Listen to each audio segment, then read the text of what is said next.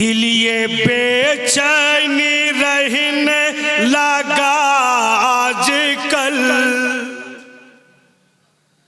दिल ये बेचैनी रहने लगा आजकल।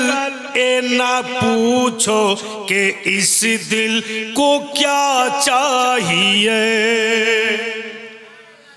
दिल ये बेचैनी रहने लगा आजकल। ये ना पूछो कि इस दिल को क्या चाहिए, न दवा चाहिए न दुआ चाहिए, न दवा चाहिए न दुआ चाहिए। रोज़ाए मुस्तफा की हवा चाहिए, न दवा चाहिए न दुआ चाहिए। रोज़ाए मुस्तफा की हवा चाहिए। अपने जन्नत के नज़दीक जाया करो, माँ बाप को कभी ना सताया करो। अपने जन्नत के नज़दीक जाया करो, माँ बाप को कभी ना सताया करो। और माँ बाप का पैर दबाया करो, माँ बाप का पैर दबाया करो। गर अपने खुदा की रजा चाहिए, माँ बाप का पैर दबाया करो। गर अपने खुदा की रजा चाहिए। ভাইরা বাপিরা মা বোনেরা ধ্যান দেন, গত রাত্রে হাসনান কারিমাইনের বাচপানি হালাত শুনছিলেন। উনাদের বাচপানি হালাত কিছু কিছু এমনই আছে গো, নিজকে ভুলে যেতে পারি কিন্তু উনাদের বাচপানি হালাত ভুলার নয়। হাসনান কারিমান দোনো জান্নাতের ফুল, গ্রামের অন্য অন্য ছেলের সঙ্গে খেলাধুলা করার জন্য বাড়ি থেকে বেরিয়েছে। অনেক ছেলেরা খেলাধুলা করছে, ইতিমধ্যে একজন ছেলে বলছে ও গো আর আমি খেলবো না, আমি বাড়ি চললাম। জিজ্ঞাসা করছে কেন, আমরা তো আছি, তুমি বাড়ি কেন যাবে? ছেলেটা জবাব দিচ্ছে আমার মা জননী আমাকে বলেছে বাপুরে লেট করিস না বেটা, জলদি বাড়ি আসবে, কারণ আজকে বাড়িতে তোমার জন্য বাপু আমি ক্ষীর রান্না করব বেটা। আমার মা আমাকে বলেছে যে ক্ষীর রান্না করবে, তো আমি বাড়ি চলে যাব। আব ছেলেটা বাড়ি গেল, এদিকে ইমাম হাসনান কারিমান ইনারাও দোনো ভাই বাড়ি গেল। হযরত সৈয়দা মা ফাতেমাকে বলছেন মা উমুকের বাড়িতে ক্ষীর রান্না হচ্ছে আজকে, আমাদের বাড়িতে কি হবে না? এমন টাইমে ক্ষীর খেতে চাইলেন। স্পষ্ট উনার জিন্দেগির কিতাবে লিখছে তখন হযরত সৈয়দা মা ফাতেমা 3 দিন থেকে উনার পেটে দানা যায়নি, শুধু খেজুর খেয়ে আছে। বাড়িতে কোনো সামগ্রী নয়, ফাতেমা রাদিয়াল্লাহু তাআলা আনহা दोनों ছেলেকে টেনে নিজের বুকে চেপে ধরে বলছে, বাপু তোমরা ক্ষীর খাবে?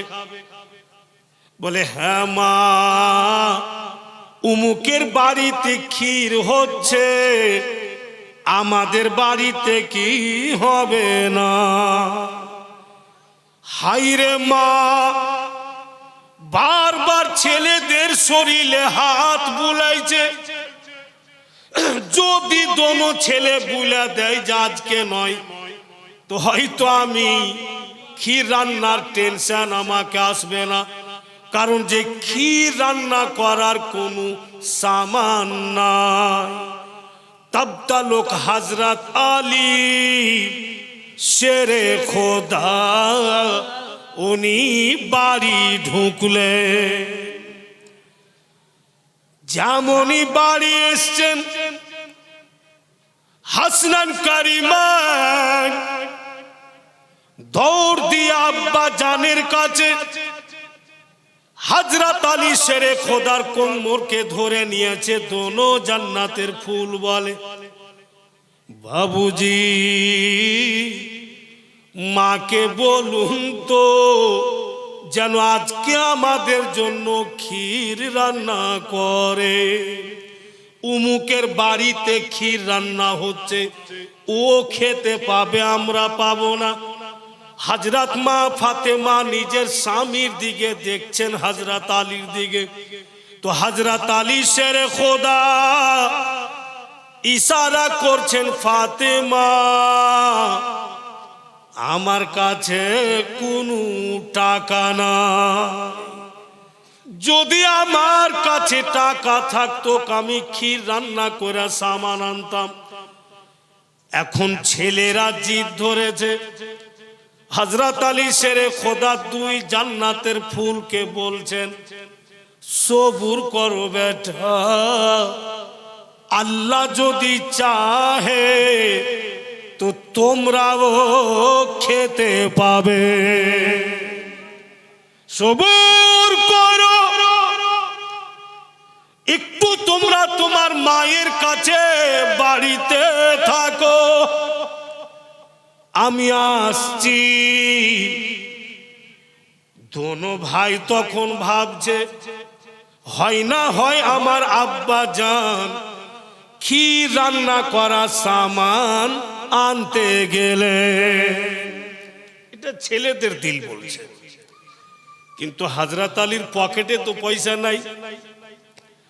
হযরত মা ফাতেমা রাদিয়াল্লাহু তাআলা আনহাকে বললেন, তুমি ছেলেরাকে সান্ত্বনা দাও, আমি আসছি।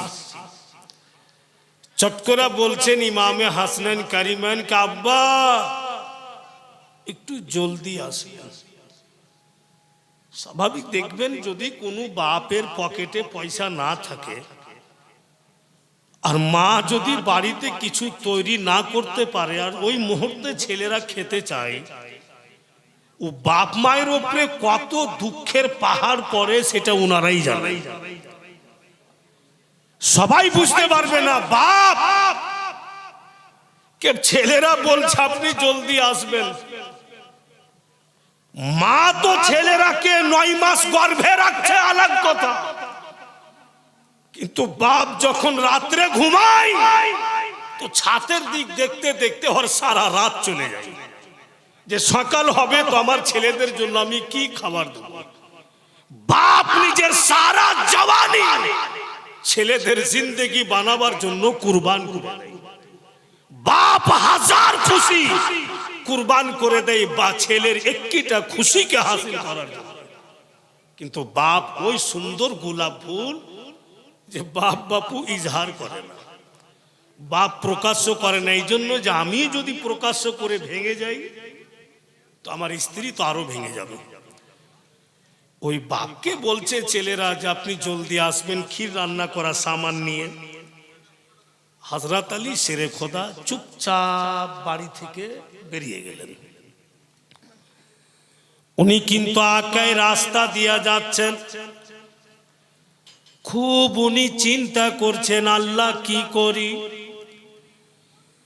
আমি তো চইলা আসলাম ছেলেরা আমাকে বলল যে জলদি আসবেন, আমার পকেটে তো কোনো পয়সা নাই, আমি ক্ষীর রান্না করা সামান কেমনে খরিদ করি। ঠিক উনি চলে যাচ্ছেন আকাই, খুব চিন্তা ভাবনা করছেন। আচানক হযরত আলী শেরে খোদা রাদিয়াল্লাহু তাআলা আনহু দেখতে পাচ্ছেন একজন ব্যক্তি একটি ঘোড়ার লাগাম ধরে চলে আসছে, আর ওই ব্যক্তির পিছনে তিনজন লোক আছে। ওই তিনজন ঘোড়াওয়ালাকে বলছে, ও ঘোড়াওয়ালা, তোমার ঘোড়া দেখতে বড় সুন্দর, ঘোড়াটা বিক্রি করবে কি? আর যেই কেউ দেখবে ঘোড়াকে, অবশ্য তার দিল বলবে, যদি টাকা থাকে তো বলবে আমি কিনবো। একদম দেখার মতো সাজানো গুজানো, লিখছে কিতাবে চিতকাবরা কালারের ঘোড়া, জায়গা জায়গা রুমগুলো সাদা, জায়গা জায়গা কালো, জায়গা জায়গা পিলা। মনে হচ্ছে কোন ব্যক্তি নিজের হাতে ঘোড়াকে কালারিং করে রেখেছে। এতই সুন্দর, খুবই চিকন ঘোড়া। তাই ওই তিনজন ব্যক্তি বলছে, ও ঘোড়াওয়ালা, ঘোড়াটা বেচবে কি? যত টাকা তুমি নিবে একবার তুমি মুখে বলো, আমরা টাকা দিচ্ছি, নগদ দিচ্ছি। ঘোড়াওয়ালা ওই তিনজনকে উত্তর দিচ্ছে, হ্যাঁ ঘোড়া তো বেচবো, কিন্তু মনের মতো লোক পাবো তবেই বেচবো। তিনজন বলছে যে আমরা মনের মতো নয়, আমরা ভূত, আমার কাছে সিং আছে, আমরা তোমাকে মনের মতো লাগি না। তো ঘোড়াওয়ালা বলছে, যত বকতে পারবো না, ঘোড়া বেচবো, আমি বেচবো, কিন্তু মনের মতো লোক পেলেই কিন্তু ঘোড়া বেচবো। এই বাবু আলোচনা চলছে, তবতলক হযরত আলী শেরে খোদা রাদিয়াল্লাহু তাআলা আনহু ওই ঘোড়াওয়ালার সামনে। ঘোড়াওয়ালা বলছে, হুজুর দাঁড়ান,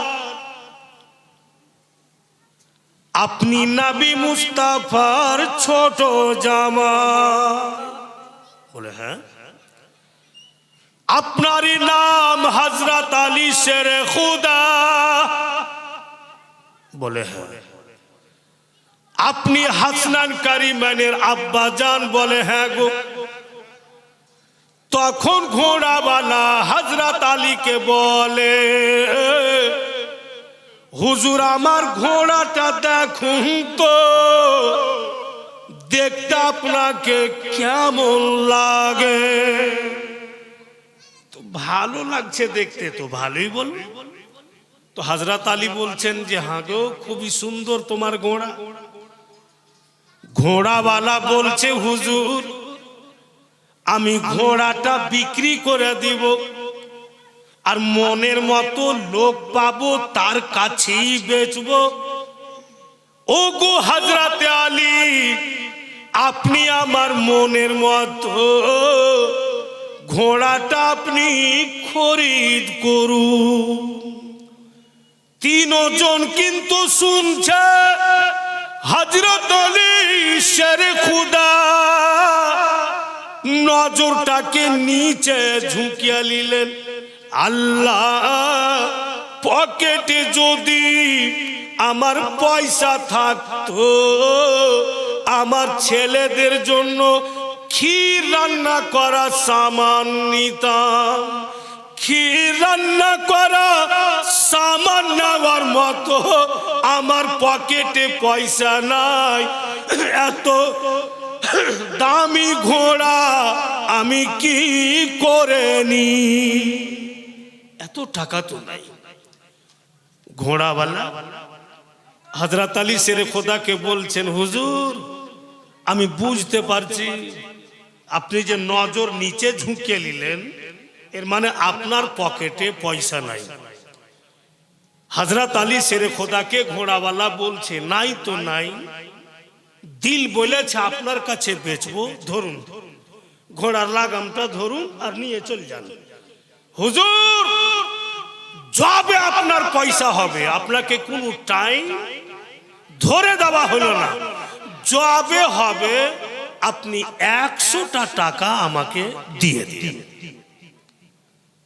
লাগাম ধরে হযরত আলী লাগাম ছাড়তে পারে না।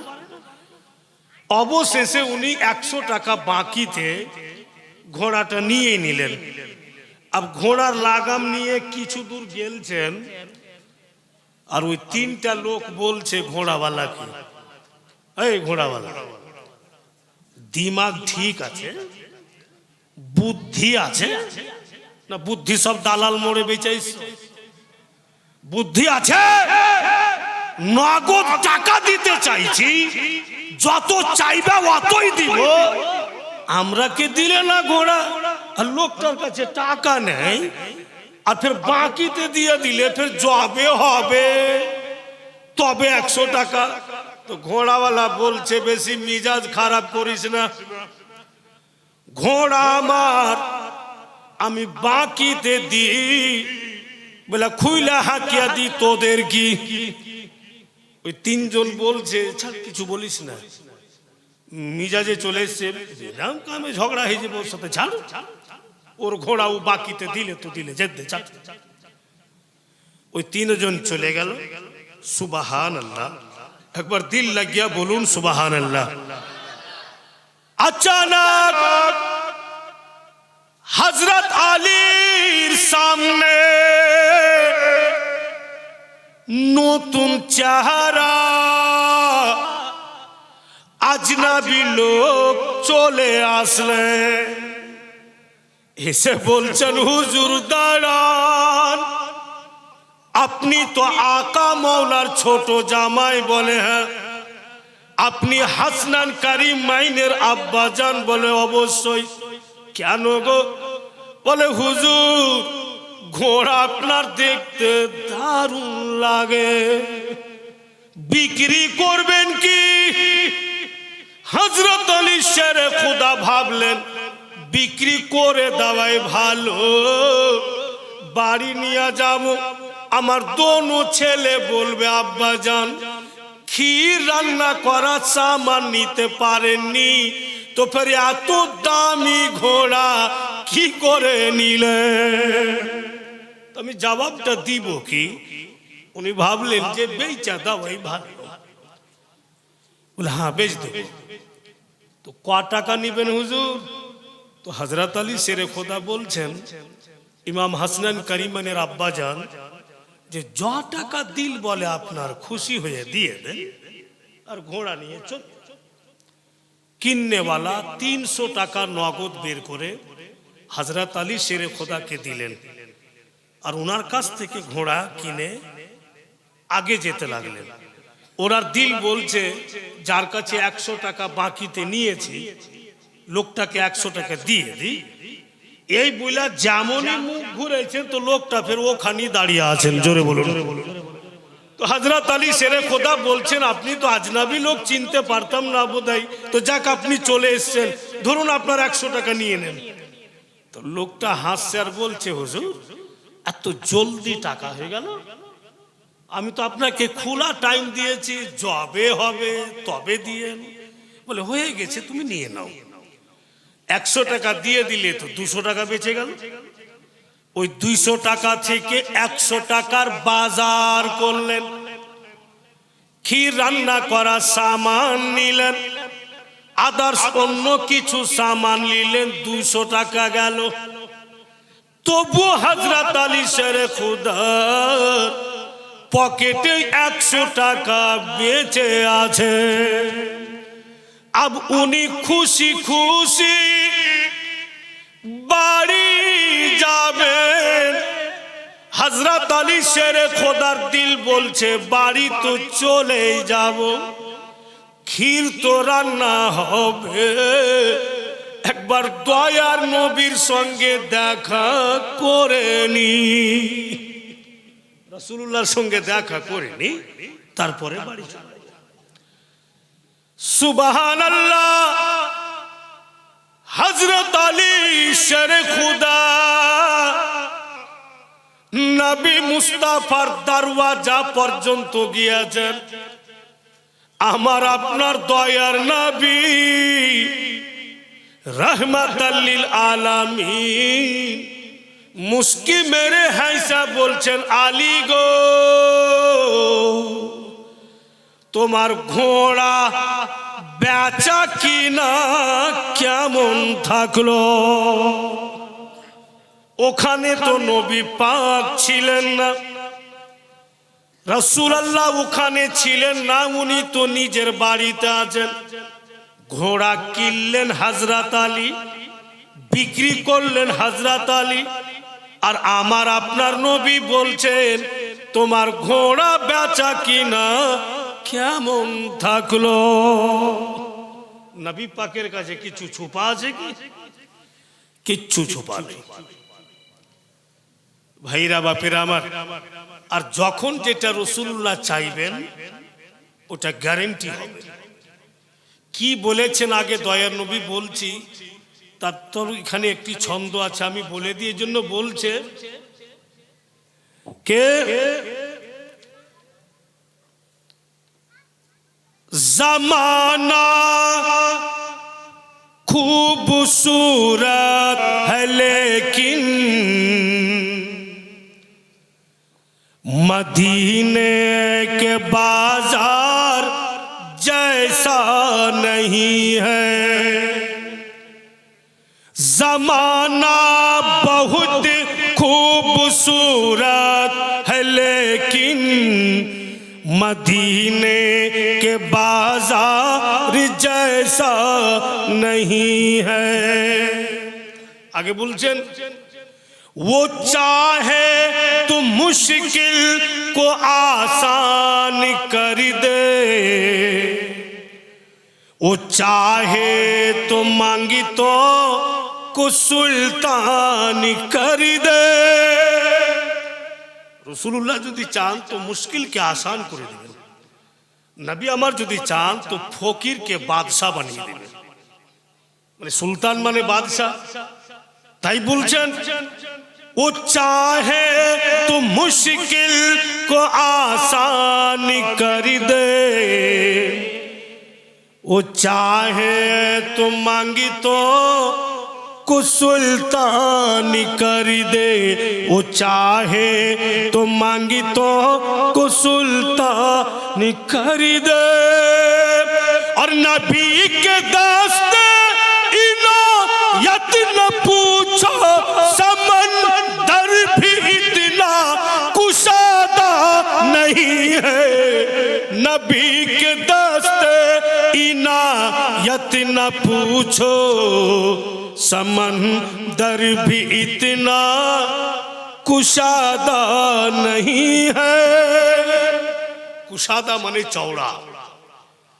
রাসূলুল্লাহর হাত এমনই একটি হাত, রহমতের হাত, যা আমার নবীর হাতের মতো সমন্দর পর্যন্ত হতে পারে না।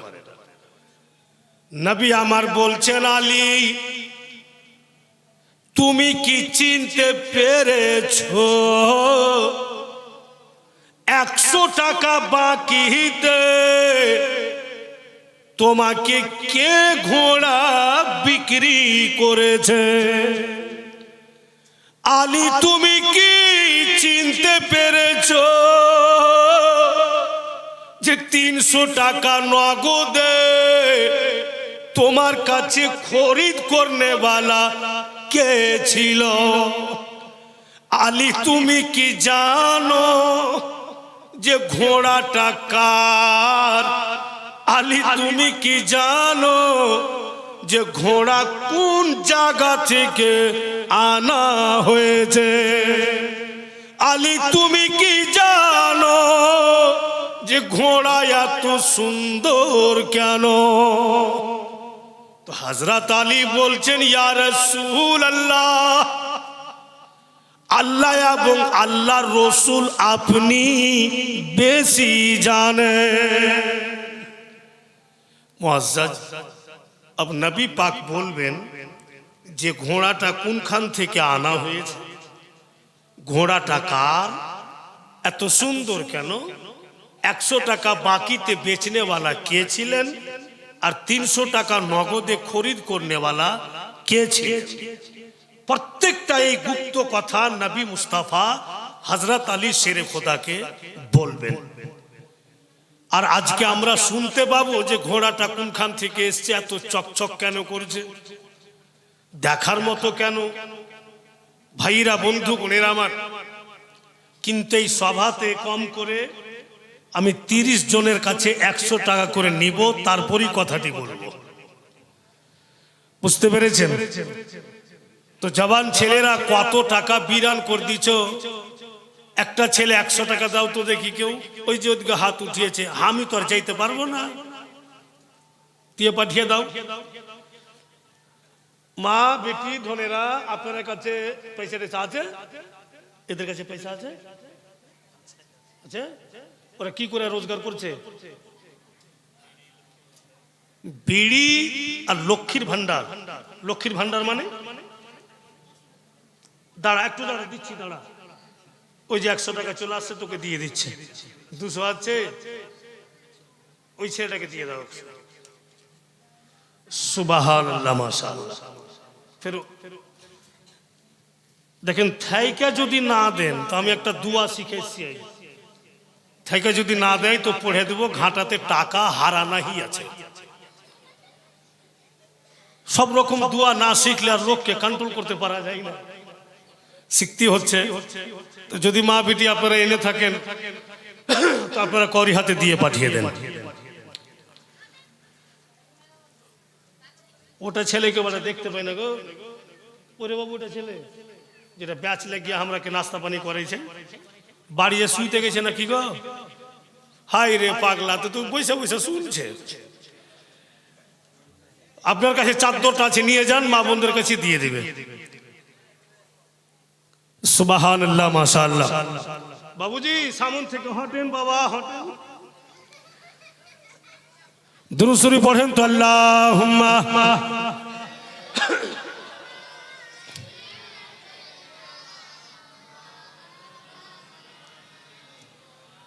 ওয়া আলা আলি সাইয়্যিদিনা সাল্লাল্লাহু তাআলা আলাইহি ওয়াসাল্লাম। আমি একটা ছোট্ট করে বাংলা নাত পড়ছি, তাবতলক পয়সাটি চলে আসবে, তারপরে ফের জীবনী হবে। মানে জীবনী এমনই একটা জিনিস যেন মাঝখানে কোনো অসুবিধা না হয়। মুখে কিছু বলো, তেবি তো টাকাটা দিবে।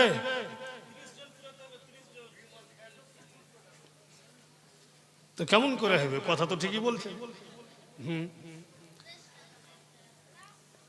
খুবই একদম, এটা কে গো? জনি ভাই নাকি? সুবহানাল্লাহ। একদম আজকে তোমার বহু পুরাতন গজল, ফেভারিট, তোমার খুব চয়েস বাংলাতে। যখন তখন আগে তুমি বলছিলে আমার সাথে সাথে ঘুরে ঘুরে, তো আজকাল আমি বলা ছেড়ে দিয়েছি, সব রুবেল ভার লেলেছে। আমার যত গজল বাবা খুব বলছে, আর আমার মোবাইলে ফের পাঠিয়েছে যে সুলতান মলি সাহেব তোর খেলাই খতম করে দিল আমি। তো বেরাদার, যাই হোক, তবু আমি পড়ে দিচ্ছি, জোরে বলেন সুবহানাল্লাহ। বহুদিন পর চেষ্টা করছি, দেখি হয় কি হয় না। ও মাঝি রে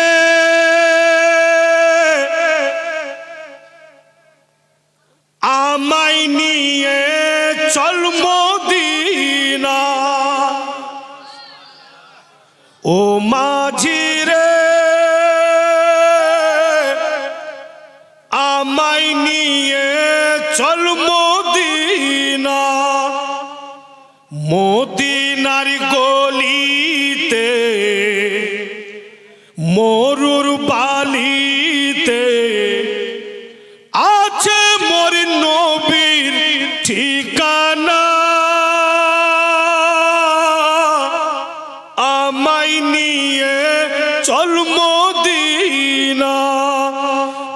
মাঝি রে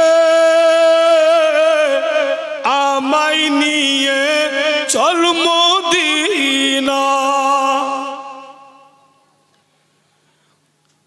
নবীর প্রেমে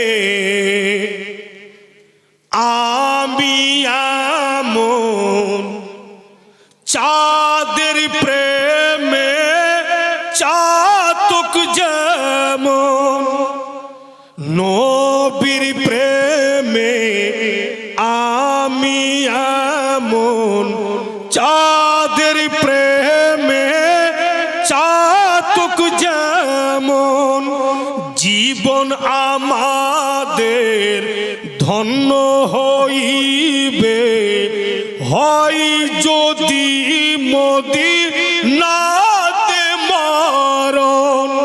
কে জানে কোন দিনে কোন শুভ হোকানে মিটবে মনের বাসনা,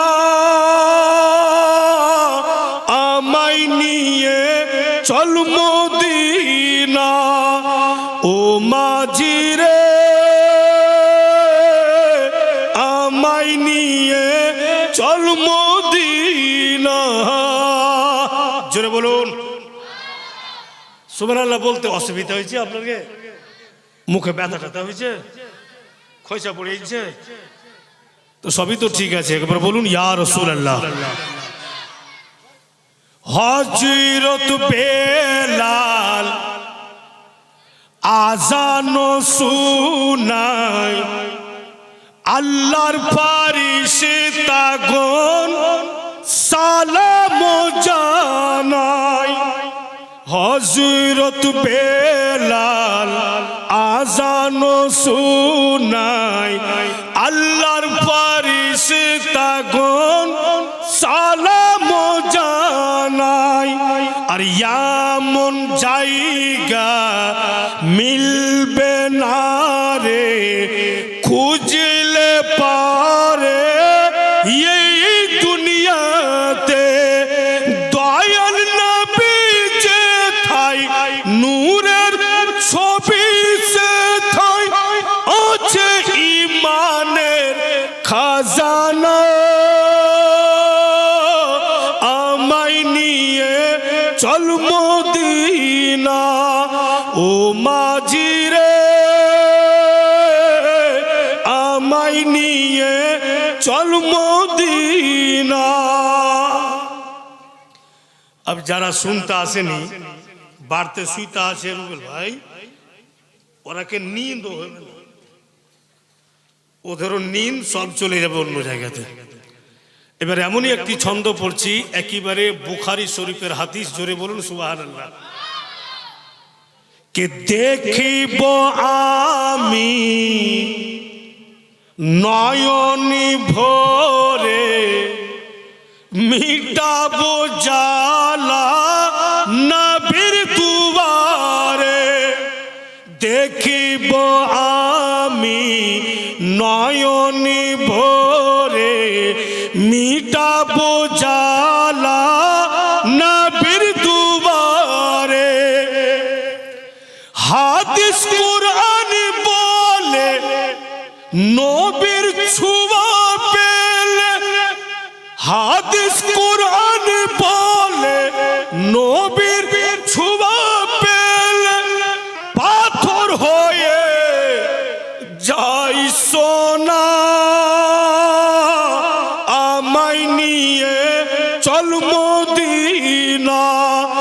ও মাঝি রে আমায় নিয়ে চল মদিনা। মুআজ্জিজ হযরত, এবার শুনুন कि घोड़ा बेचने वाला के छिलेन। खूब दिल लग गया सुनेन भाईरा बापेरा मा बोनेरा, दयार नबी मुस्ताफा जाने रहमत बोलছেন আলী, তুমি চিনতে পারোনি 100 টাকাতে তোমার কাছে যিনি ঘোড়া বেচেছেন উনি আল্লাহর ফারিস্তা হযরতে জিবরাইল ছিলেন। নবী মুস্তাফা বলেন, আকা মওলা বলছেন, আলী আর 300 টাকা নগদে তোমার কাছে যিনি কিননেওয়ালা উনিও আল্লাহর ফারিস্তা ছিলেন হযরতে মিকাইল। আলী গো, আর ঘোড়াটা তোমারই ছিল। জোরে জোরে হযরত আলী বলছেন, আকা একটু খুইলা বলুন, আমার দিল কাঁপে। এত সুন্দর ঘোড়া আপনার আলীর কি করা হইলো? দয়ার নবী বলছেন, আলী এই ঘোড়া আল্লাহ তাআলা বানিয়ে জান্নাতে রেখেছিল। এই ঘোড়ার পিঠের উপরে তুমি এবং আমার ছোট বেটি, তোমরা স্বামী স্ত্রী দুইজন চেপে জান্নাতে যাবে। তোমরা দুজনের জন্যই আল্লাহ এই ঘোড়াটা বানিয়েছেন। জান্নাতি ঘোড়া বুলে এত সুন্দর লাগে। আলী গো, বুলে তোমার ঘোড়া তোমার কাছে বিক্রি করেছে, বুলে কোনো টাকা লাইনি। ঘোড়া তো তোমারই। নবী পাক প্রত্যেকটা শব্দ জানছেন, কিচ্ছু ছুপা নাই রাসূলুল্লাহর কাছে।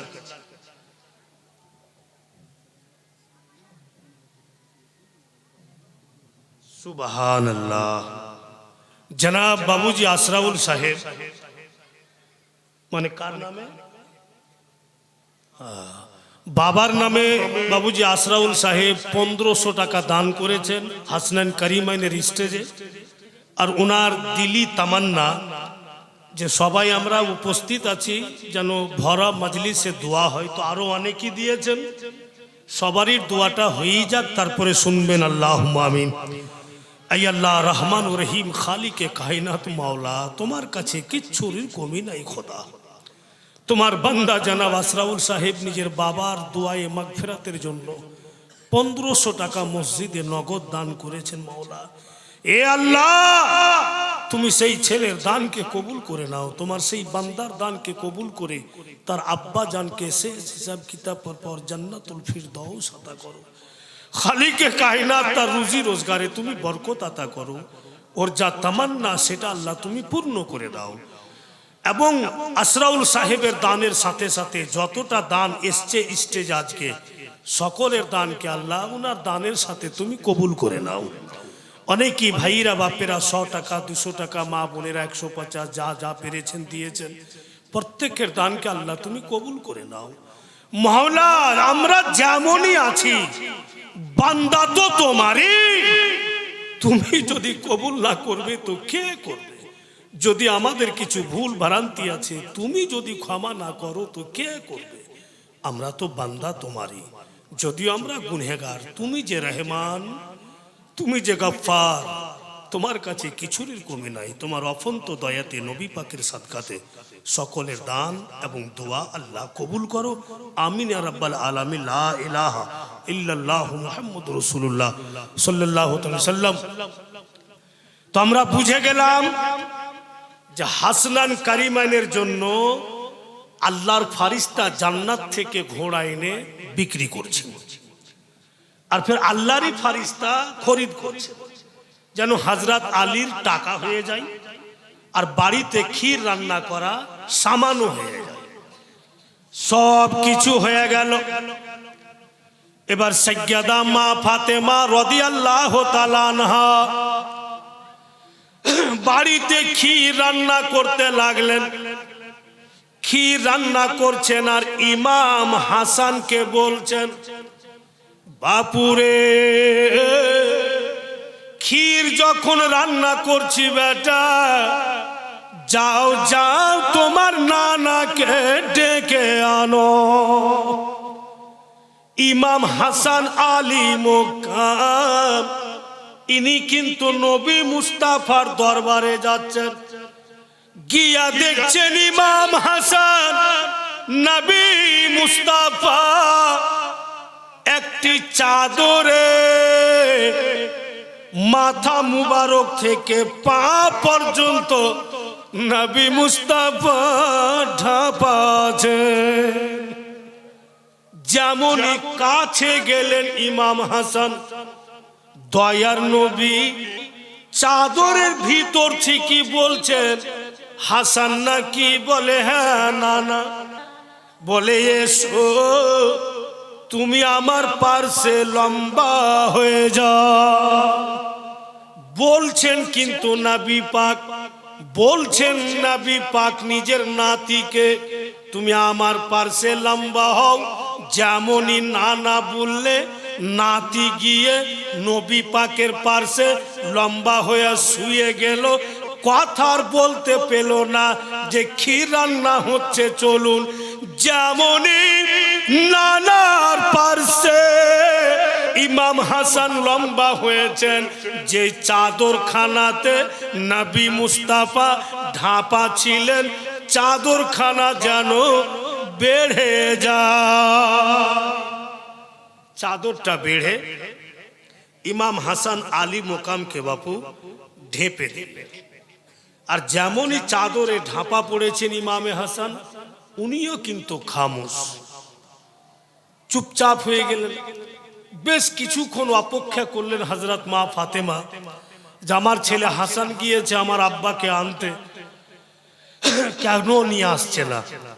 এবার ইমাম হুসাইনকে বলছেন, বাপু তোমার ভাই গেলছে তোমার নানাকে আনতে, এখনো ফিরছে না বেটা, তুমি যেতে পারবে? এমন একটা কথা বললেন ইমামে হুসাইন আলী মোকাম, যে নবীর নাতির পাওয়ার দেখেন, রাসূল আল্লাহ নাতির পাওয়ার দেখেন। ইমাম হুসাইন আলী মোকাম বলছেন, আপনি বলছেন যে আমি যেতে পারবো কি? মা গো, নানা যদি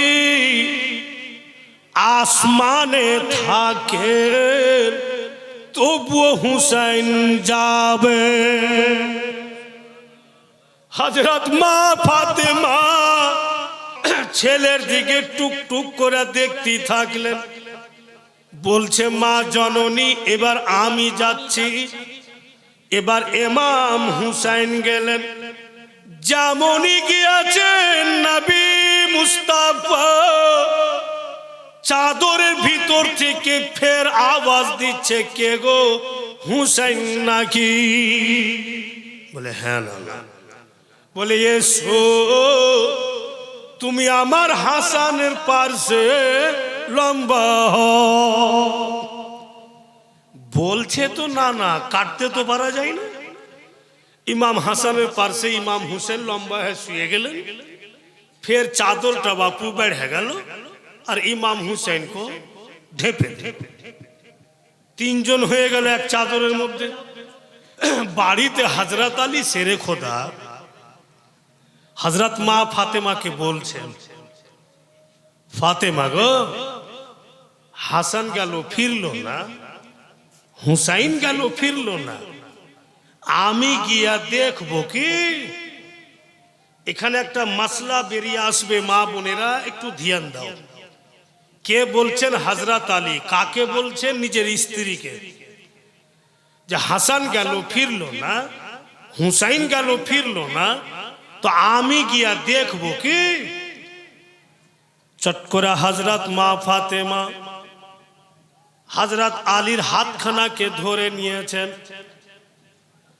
ধরে নিয়ে বলছেন, সরতাজ আমার, ও গো মাথার তাজ, আপনার দিল যদি খুশি হয়ে যেতে চাই তো যান। এখানে কি নসিহত বের হলো? হযরত মা ফাতেমা প্রমাণ করে দিলেন, ও দুনিয়ার মা বোনেরা, বেটিরা, খবরদার কখনো নিজের স্বামীর উপরে হুকুম চালায়ও না। উনি শিক্ষা প্রদান দিলেন, যদি ওই জায়গাতে হযরত মা ফাতেমা বলে দিতেন দোনো বেটা গিয়ে থেকে গিয়েছে, ফিরছে না, ফের জিজ্ঞাসা করছেন যে যাব কি যাব না, যাইতে পারছেন না, জলদি যান, তো হুকুম চালা হইতো। কিন্তু হযরত মা ফাতেমা বলছেন যদি আপনার দিল খুশি হয়ে যেতে চাই তো আপনি যান। আপনার এ কথা কি বলবো গো, আমারই স্ত্রীকে যদি আমি কিছু বলতাম যে ছেলেকে পাঠিয়েছি ঘুরছে না, সামানটা নিয়ে কি করব, ও এখনো ফের আমার দিকে তাকিয়ে দেখছো, যাও যাও, ছেলেটা আমার কি হাল হলো না হলো। কিন্তু হযরত মা ফাতেমা প্রত্যেক মা বোনেরাকে সতর্ক করে দিলেন, খবরদার নিজের স্বামীর উপরে হুকুম চালায়ও না, যদি তুমি কিছু বলবে ওকে আদর করে বলো, ওকে যত্ন করে বলো। আর যখনই স্বামী যদি রেগে যায়, বেটিরা মা বোনেরা খবরদার ওর চোখের সামনে থাকিও না, ততক্ষণ ওর সামন থেকে সরে যাও। কারণ যে ছেলে মানুষ, তুমি যদি তর্ক লাগিয়ে দিবে স্বামীর সাথে, ও বেটা ছেলে তো রাগ সহ্য করতে পারবে না, দুই চার মুক্কা তোমাকে মেরে দিলে তোমারই নাক মুখ চাপা।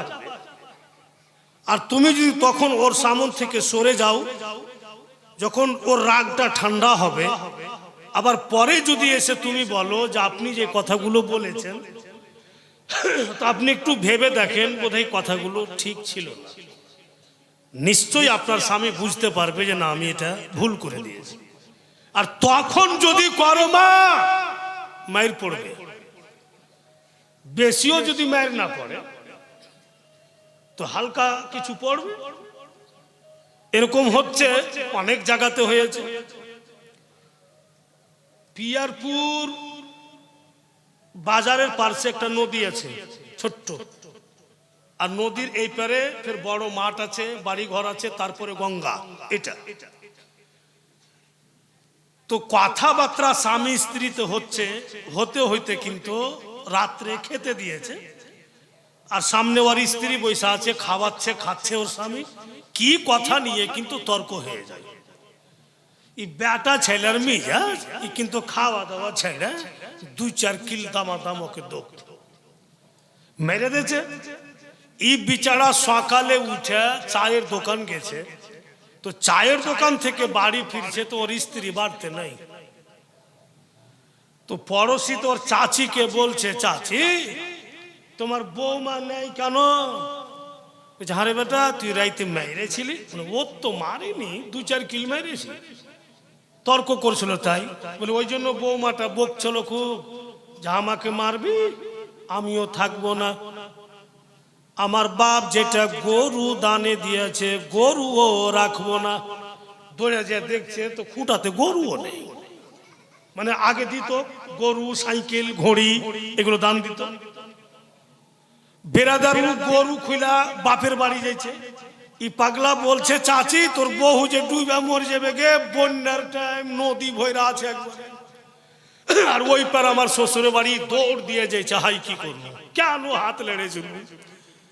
গিয়া দেখছে ওর স্ত্রীকে গরুটা নদীতে হালিয়া দিয়েছে, আর গরুর দুম ধইরা আছে ওই পার ওর বাপের বাড়ি। ই পাগলা নদীর কিনারা থেকে বলছে, জীবনে মারবো না, কখনো বড় কথা বলবো না, ওগো তুমি আমার জীবন সাথী, গরুর দুম ছাড়িও না। সামনে তো ডিবা মরবে, তো দুমটা ধরে থাকো, চলে যাও, আমি পরে গিয়ে তোমাকে নিয়ে আসবো। ও হ্যাকড়া ছিল বলে তো ঝগড়া হয়েছে। তোর কথাই শুনবো না, তুই মারলি, দুম ছেড়ে দিনু, গরু দুম ছেড়ে দিলে তার ডুবা মরবে। তো যখন ডুবা মরবে তো পানি ভাগছে ফারাক্কা, ই খোঁজ করতে যাইছে উজান রাজমহল। তো গোটা পিয়ারপুর বলছে, এরে খেপা, পানি ফারাক্কা যাচ্ছে, এদিকে যা। বলে, চাচা আমার স্ত্রী উল্টা, ওকে বলেছি দুম ধরে রহিস তো ছেড়ে দিয়েছে, তো আমার দিল বলছে ও ময়রা ফারাক্কা যাবে না, ও যেন রাজমহল বাড়বে, বলে ওদিকে ধরতে যাচ্ছে। তো যখনই তর্ক হয়ে যাবে বেটি, তো ছোট্ট কথা বড় হয়ে যাবে, শান্তি পরিবার অশান্তি হয়ে যাবে। বলে যখনই রেগে যাবে ও সামন থেকে সরে যাবে, আবার পরে ফের পার্শ্বে বসবে, কথাবার্তা বলবে, তো সব ঠিক হয়ে যাবে। তো বেরাদার হযরত আলীকে বলছেন যদি আপনার দিল চাহে খুশি হয়ে তো আপনি যান। এবার কিন্তু হযরত আলী শেরে খোদা যাচ্ছেন, যেমনই পৌঁছাচ্ছেন তো চাদরের ভিতর থেকে নবী মুস্তাফা বলেন, আলী গো তুমিও চলে আসলে? বলে হ্যাঁ আকা আমিও আসলাম। নবী মুস্তাফা বলছেন এসো, তুমি হুসাইনের পার্শ্বে লম্বা হও।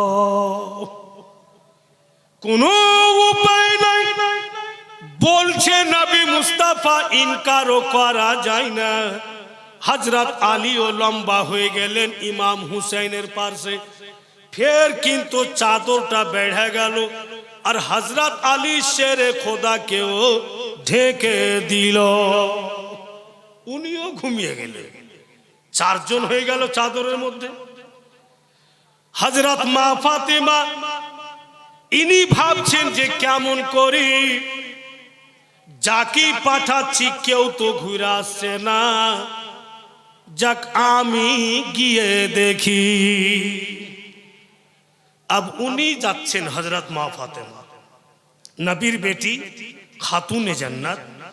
তো দরওয়াজা বন্ধ করছেন, যেমন দরওয়াজা আছে, তো বাড়ির দরওয়াজা বন্ধ করে তালা চাবি নাই, কি করে তালা চাবি লাগাবো? তো সুবহানাল্লাহ, খাতুনে জান্নাত হযরত মা ফাতেমা নবী মুস্তাফার উপরে 11 বার দুরূদ পড়ে আর দরওয়াজাতে ফু দিয়ে দিলেন। জোরে বলুন সুবহানাল্লাহ, যে এটাই আমার বাড়ির তালা চাবি হয়ে গেল। আমি গিয়া দেখছি যে আমার স্বামীও থেকে গেল, 2 ছেলেও থেকে গেল, কি রহস্য আছে?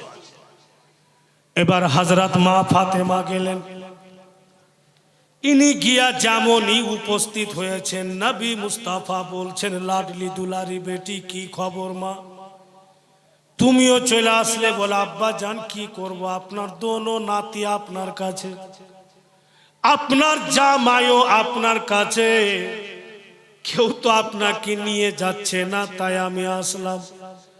নবী মুস্তাফা রহমাতুল লিল আলামিন বলছেন, লাডলি বেটি যখন চলে আসলে মা, তুমি আমার আলীর পার্শ্বে লম্বা হয়ে যাও। উনিও হযরত আলীর পার্শ্বে লম্বা হলেন। ফের চাদরটা বেড়ে হযরত মা ফাতেমা কো ঢেপে দিল। 5 জন এক চাদরের মধ্যে। কি এমন মধু আছে চাদরে, যেই কেউ চাদরের মধ্যে যাচ্ছে কেউ কিন্তু বেরিয়ে আসছে না, ঘুমিয়ে যাচ্ছে।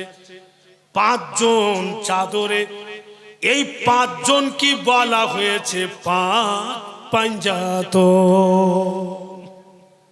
ইনারাই হচ্ছেন 5 পাঞ্জাতন। নবী মুস্তাফা, হযরত আলী, হযরত মা ফাতেমা, ইমামে হাসান, ইমামে হুসাইন। এটাই একটা পরিবার বাপু। এই পরিবারের সাথে যদি কেউ গাদ্দারি আর দুশ্মনী করে তো জান্নাত পাওয়া তো দূরে থাক, জান্নাতের নিকটে যাওয়ারও ক্ষমতা নেই। এই 5টা এমনই জিনিস, 5 পাঞ্জাতন। ভুলেই বাপু বাংলা ভাষাতে বলছে, আপনাদের বাঙালি ভাষাতে, কে পাঞ্জাতনের প্রেমে যে জন রোজা রাখিবে, আল্লাহ তাআলার রহমতে সে যে ভালো থাকিবে। জোরে বলুন। পাঞ্জাতনের প্রেমে যে জন রোজা রাখিবে, আল্লাহ তাআলার রহমতে সে যে ভালো থাকিবে, তাই তো আমরা সবাই, তাই তো আমরা সবাই পঞ্জতনের দিবানা, হৃদয় আমার কাবা, নয়নেতে মদিনা। আসো কি যতই তুফান আমি কবু ডরি না, হৃদয় আমার কাবা, নয়নেতে মদিনা। আগে বলছেন কে পঞ্জতনের পাঁচ পাতা হবে গো আমার ছাতা, সঙ্গে রবেন ফাতেমা আলী বলিবেন কথা। পঞ্জতনের পাঁচ পাতা হবে গো আমার ছাতা, সঙ্গে রবেন ফাতেমা আলী বলিবেন কথা। হাসান দিখাবেন আলো, হাসান দিখাবেন আলো, হুসাইন দিবেন ঠিকানা, হৃদয় আমার কাবা, নয়নেতে মদিনা। আসো কি যতই তুফান আমি কবু ডরি না, হৃদয় আমার কাবা, নয়নেতে মদিনা। বেশ কিছুক্ষণ পর নবী মুস্তাফা চাদরখানা নবী আমার সরিয়ে দিলেন। পাঁচজন নবী পাককে দিয়ে উঠে বসলো। নবী দো জাহাं दोनों नाती के एकदम पार्श्वे बसिया बोलছেন বলো তো আমার চাদরের তলে যে দোনো ভাই ছিলে তো কি দেখলে? হাসনান কারিমান বলছেন না না বলবো পরে, কি দেখেছি বলবো পরে, ওর পূর্বে কিছু আর বলবো তো বলো। হাসনান কারিমান নানার হাত চুমছার বলছেন নানা গো আমরা কত কিসমতওয়ালা, যিনি আমাদের আব্বা জান উনি হায়দারে কার্রার, উনি নবী মুস্তাফার জামাই, আর যিনি আমাদের মা উনি খাতুনে জান্নাত। সব চাইতে আনন্দ নানা আমরা নিজের কিসমতের প্রতি নাজ করি, কত আনন্দ লাগে যিনি আমাদের নানা উনি নূরের ছবি, ওনার হাতে জান্নাতের চাবি। তামাম নবীরও নবী নানা আমাদের মতো কিসমত করি নাই। আব শুনুন আপনার মোজাম্মাল ওয়ালি চাদরের তলে ছিলাম তো কি দেখলাম, আর যদি কিছুক্ষণ চাদর উঠাতে লেট করতেন না না আমরা দোনো ভাই গোটা জান্নাত ঘুরে নিতাম। কেমন পরিবার, কেমন নবীর নাতি, আল্লাহ কত উনাদের ভালোবাসে যে দুনিয়াতে থেকে ও আল্লাহ জান্নাতের নাজারা করিয়ে দিলে। বলুন দেখি উনাদের পজিশন নিয়ে কি করে কথা বলা যায়। ভাইরা বাপেরা আমার, নবী মুস্তাফা দোনো নাতিকে বুকে চেপে ধরলেন। তব তালুক হযরত আলী এবং মা ফাতেমা বাড়ি চলে গেলেন। আর দোনো নাতি নবী মুস্তাফার সঙ্গে কথাবার্তা বলছে খুশি খুশি। তব তালুক হযরতে জিবরাইল নাজিল হইলেন। হযরতে জিবরাইল বলছেন, ইয়া রাসূলুল্লাহ, কত খুশি হয়ে আপনার দোনো নাতিকে নিয়ে আপনি কথা বলছেন। হুজুর গো, আল্লাহর তরফ থেকে সংবাদ নিয়ে আসলাম। কি সংবাদ? বলে আল্লাহ বলে পাঠালেন, আপনার বড় নাতি এমন সময় আসবে, আপনিও জগতে থাকবেন না, আপনার জামাইও থাকবেন না, আপনার বেটিও থাকবেন না, আপনারা সবাই জগৎ থেকে পর্দা করে যাবেন। তখন আপনার বড় নাতি জহর পান করে শহীদ হবে। আর আপনার ছোট নাতি মার্কায়ে কারবালাতে গলা কাটিয়ে রক্তেই রক্তিত্ব লাল হয়ে শহীদ হবে। ইয়া রাসূলুল্লাহ, আপনি যদি ওই কারবালার জমিনের মাটি দেখতে চান, আমি জিবরিল এনে দিচ্ছি। নবী মুস্তাফা দোনো নাতির দিকে দেখছেন, উনার চোখ দিয়া হা হা করে পানি ঝরছে। নাতি কেমন? দোনো ভাই শাহাদাত উংলি উঠিয়ে নানার চোখের পানি মুছে। কি বুঝলেন বক্তব্যতে? দোনো ভাইও জানছেন যে আমরা কিভাবে শহীদ হব। জিবরাইল বলে দিলেন।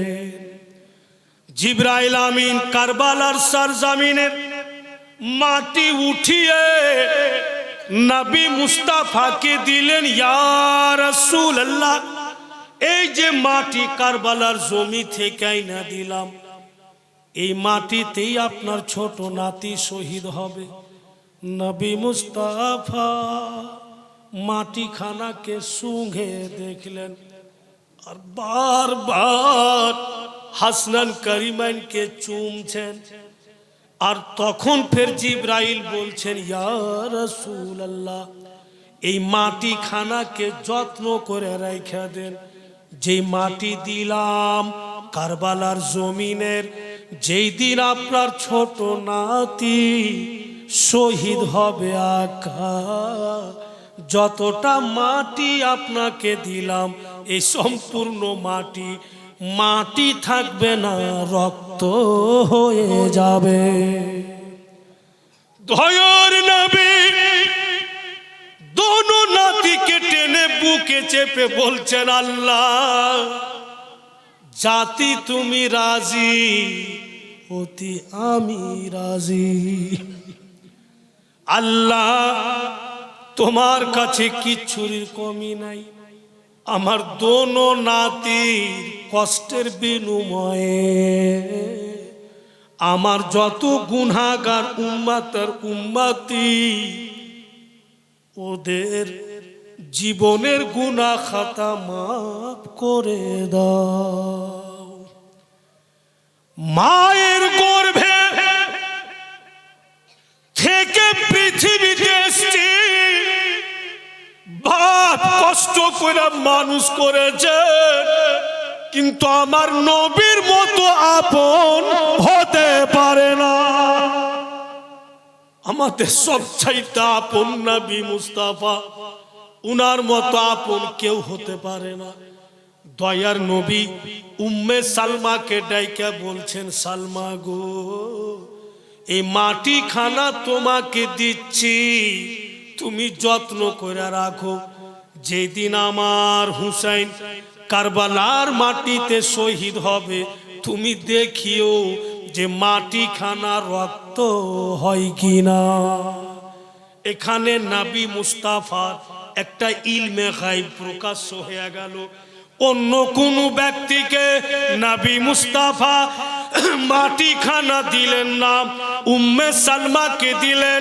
এর মানে নবী আমার জানছেন যখন আমার হুসাইন শহীদ হবেন তখন সালমা জগতে থাকবে